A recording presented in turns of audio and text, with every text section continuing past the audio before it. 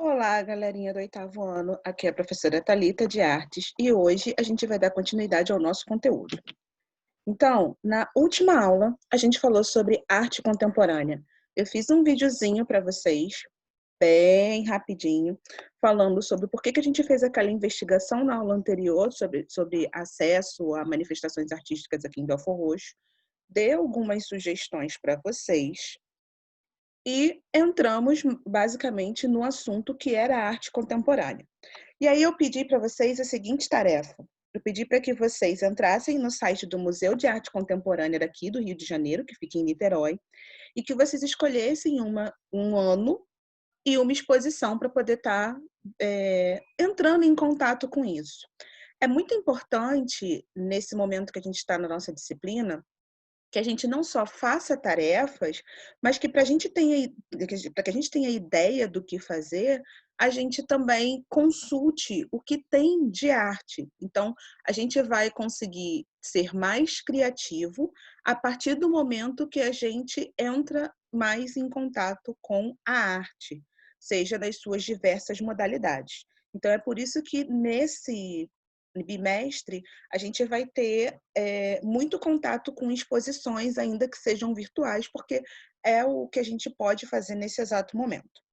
Então, isso foi o que falamos até aqui. Hoje eu vou falar para vocês um pouquinho sobre o que aconteceu na semana passada, no dia 12 de agosto, foi o Dia Nacional da Arte. Bom, pessoal, aqui no Brasil, a gente comemora o Dia Nacional da Arte no dia 12 de agosto, porque foi quando foi liberado um decreto que organizava e dizia o que era arte, quem eram os artistas, o que profissionalizava essa profissão, né? Então, no decreto vinha tudo bonitinho e tal, e aí a data da publicação foi 12 de agosto, e aí ficou como Dia Nacional da Arte. Mas internacionalmente falando, ou seja, a gente falando em questão de mundo, a gente comemora o Dia da Arte mundialmente no dia 15 de abril, que seria o dia do aniversário do Leonardo da Vinci. O Leonardo da Vinci é um artista muito conhecido porque, além de ser pintor, desenhista, astrônomo, enfim, ele fez muita coisa durante a vida dele, e um dos clássicos dele é a Mona Lisa, que é essa pintura que eu coloquei aqui, no canto inferior direito, onde você fica assim naquela dúvida, será que a Mona Lisa está rindo da sua cara? Será que ela está séria? A gente nunca sabe direito o que ela está querendo passar. Então, a gente tem um Dia Nacional da Arte, comemorado aqui no Brasil, que é 12 de agosto, mas a gente também tem o Dia Mundial da Arte. Então, tipo, a Thalita falou que comemora o Dia da Arte no dia 12, mas eu vi na internet que é 15, porque nacionalmente é no dia 12 de agosto e internacionalmente é no dia 15 de abril. Bom, mas vamos falar um pouquinho mais sobre a arte aqui no Brasil. Então, eu falei para vocês sobre o dia, a gente vai falar um pouquinho sobre um ícone daqui do Brasil, que é o Museu Nacional de Belas Artes. O Museu Nacional de Belas Artes ele foi criado no início da década de 20 para poder formar os artistas, né, daqui do Brasil. Lembra que nessa época, esse Museu Nacional de Belas Artes ele fica no centro do Rio. O Rio de Janeiro ainda era a capital do país, a gente já vivia uma república, então tem todo um contexto aí histórico acontecendo que, na dúvida, vocês podem perguntar para o professor de história, que vai saber falar muito melhor do que eu. E aí, nessa escola, que tiveram artistas ilustres, teve um deles chamado Cândido Portinari. Se você nunca ouviu falar dele, falaremos um pouquinho dele hoje. O Cândido Portinari, ele nasceu em 30 de fevereiro de 1903, em São Paulo, numa fazenda de café, e ele morreu em 6 de fevereiro de 1962, então com 59 anos ele faleceu. Ele faleceu aqui no Rio de Janeiro, que era ainda, se eu não me engano, a capital do país, e era onde ele estava produzindo. E aos 15 anos, ele saiu de São Paulo, veio para o Rio e se matriculou na Escola Nacional de Belas Artes. E aí ele começou a estudar. Aos 25 anos, ele ganhou um prêmio com esse quadro aqui que vocês estão vendo, com esse cara super sério. se chama Olegário. Então, ele ganhou um prêmio, ele concorreu e ganhou para poder ficar um tempo estudando em Paris. Isso aconteceu em 1928. E aí ele foi para Paris, então, olha bem esse desenho dele aqui, vocês vão ver que é um desenho bem clássico. Lembra que na última aula eu falei para vocês, como é que a gente vai saber mais ou menos a diferença entre contemporânea e arte anterior? Eu mostrei para vocês alguns aspectos, algumas características da uma arte mais clássica e o que estava surgindo na arte contemporânea, que é o que a gente vê hoje. Pensa que esse período que a Escola Nacional de Belas Artes surge, o Cândido Portinari, ele está começando uma transição que vai se dar um pouco mais à frente para o que a gente conhece hoje como arte contemporânea. Então, Portinari, ele pinta esse quadro, ele ganha o prêmio, ele vai para Paris e ele começa a estudar. E aí pensa o seguinte, que na França, naquela época, era assim, era tipo os Estados Unidos para a gente hoje em dia, era o topo, tipo, nossa, tudo que está acontecendo, de novo, está acontecendo lá e tal. E aí ele começou a estudar, ele viu muita coisa acontecendo, ele ficou lá até mais ou menos 1930, e ele resolveu voltar para o Brasil para poder continuar pintando e tal. E aí, uma das grandes obras do Portinari é essa aqui que eu vou mostrar para vocês. O que acontece? Mais ou menos em 1940 e pouco, ele faz uma releitura de um quadro clássico, que é esse à esquerda. Então, esse quadro à esquerda ele foi pintado pelo Vitor Meirelles em 1860. Pensa o seguinte, galera, toda vez que a gente for a um museu, que a gente for ver alguma obra, sempre vai ter próximo à obra uma plaquinha, alguma coisa falando o nome da obra, o autor da obra e o ano da obra. Sempre. Então, Thalita levou a gente para algum lugar ou ela pediu para a gente fazer alguma pesquisa, não estou conseguindo me localizar. Procura na obra, bota o cursor se for uma visita virtual. Se não for, se for uma visita física, vai ter uma plaquinha, um papelzinho do lado, em cima, bem perto da obra, com essas informações que é para vocês se orientarem. Nome, autor e ano.